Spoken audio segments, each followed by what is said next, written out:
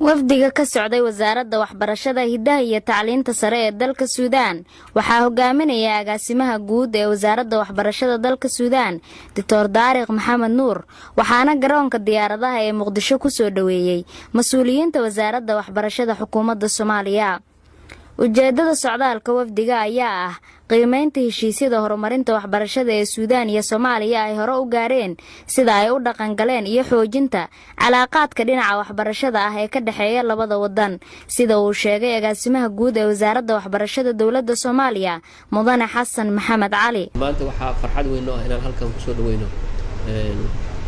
wafdi nooga yimid wafdi walaalaheena nooga yimid wadanka Suudaan خاصة وزارة الهداية iyo tacliinta sare ee wadanka Suudaan runtii oo gaar ahaan anaga wadanka Suudaan wax weyn ummadda Soomaaliyeed maartay noo soo qabtay intii aan ku jirnay dagaaladii sokeeye haday noqon lahayd dhinaca madaxooyinka oo daraasada Soomaali fara badan intay wadanka Suudaan tageen wax ku soo barteen yani wuxuu ahaa wadankii aad loo garab istaagay marka loo fiiriyo caalamka oo dhan marka loo fiiriyo runtii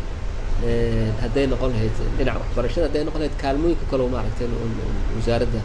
waxbarashada haday noqon lahayd caawinaadda. wafdiga Suudaan ka socda ayaa ka mahadceliyay sida wanaagsan ee loo soo dhaweeyay waxaana uu sheegay inay sii wadayaan taageerada waxbarasho ay Soomaaliya siiyaan. ونشكر الصومال حكومة وشعبا لهذه الدعوة الكريمة إلى هذا الوطن الحبيب فنحن نحسب نفسنا إن شاء الله جينا إلى